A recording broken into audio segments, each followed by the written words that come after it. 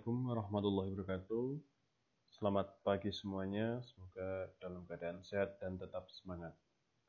Baiklah para siswa, kali ini saya akan menjelaskan tentang bab 2, karya ilmiah. Bab 2 itu isinya tentang kajian pustaka dan landasan teori. Sekarang contohnya, ini seperti judul yang sudah pernah kita bahas, pengaruh pembelajaran daring terhadap hasil rapor siswa kelas 11 SMA Taruna Nusantara. Misal seperti ini. Bab 2-nya, nah ini kan tertulis kajian pustaka dan landasan teori. Kemudian,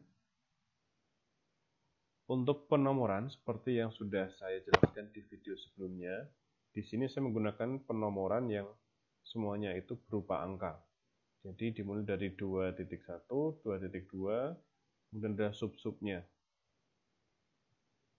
Nah, jadi yang pertama itu ada tinjauan pustaka atau kajian pustaka, atau ada juga yang menyebutnya penelitian yang relevan.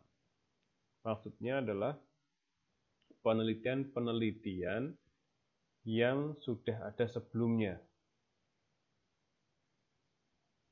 Kemudian yang kedua, ini baru berisi landasan teori.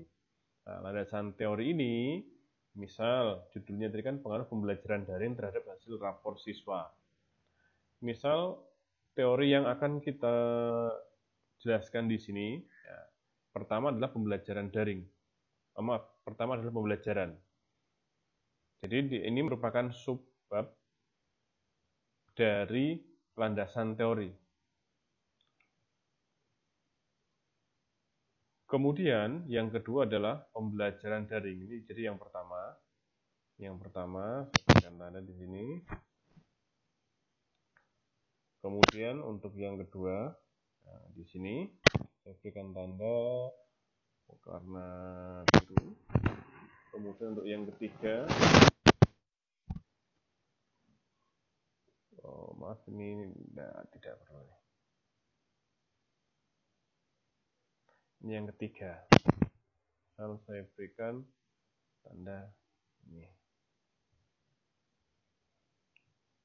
Kemudian di sini yang penerapannya.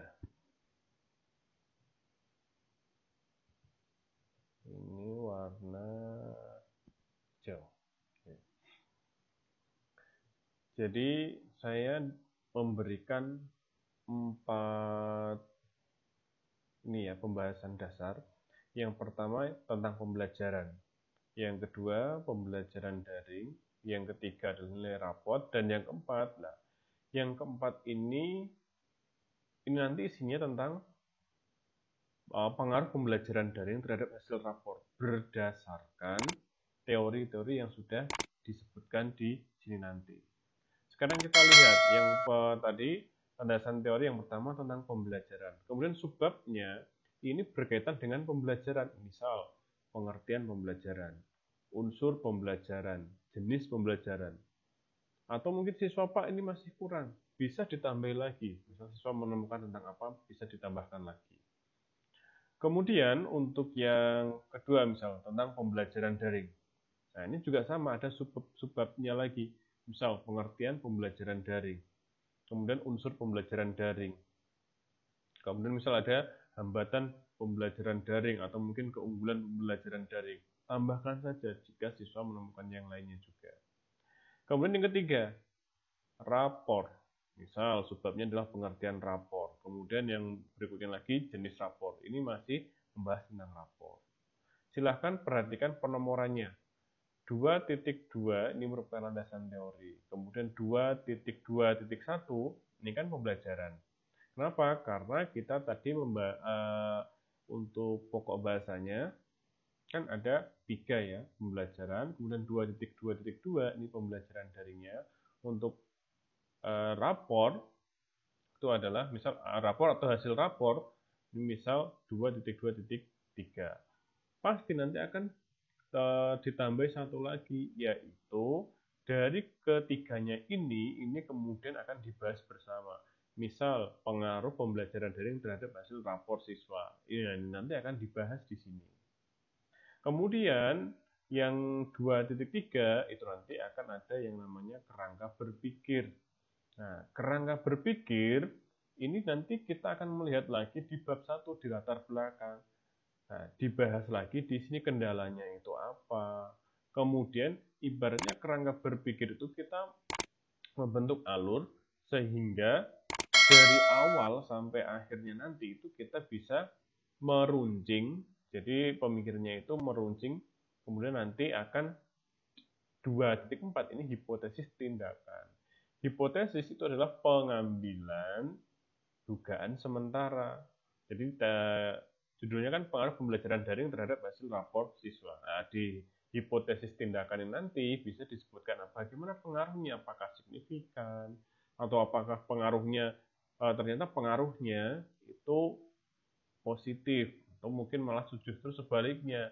Nah, dari mana kita bisa mengatakan ini? Karena di sini kita sudah menjelaskan tentang landasan teorinya. Jadi teori-teori ini nanti siswa akan mencari banyak teori yang akan diletakkan di sini nanti.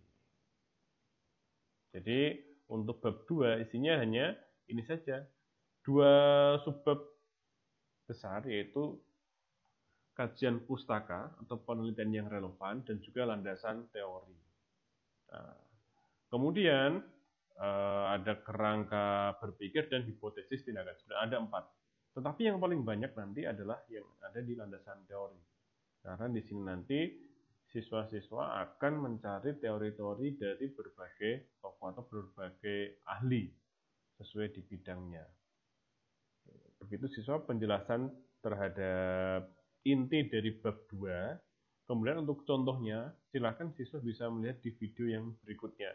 Di video berikutnya saya menjelaskan tentang contoh dari tinjauan pustaka atau kajian pustaka dan juga cara misal membuat landasan teori. Cukup sekian penjelasan saya, semoga bisa memahami inti dari bab 2 yaitu kajian pustaka dan landasan teori. Terima kasih atas perhatian siswa, semoga bisa paham dengan penjelasan saya dan selamat pagi. Assalamualaikum warahmatullahi wabarakatuh.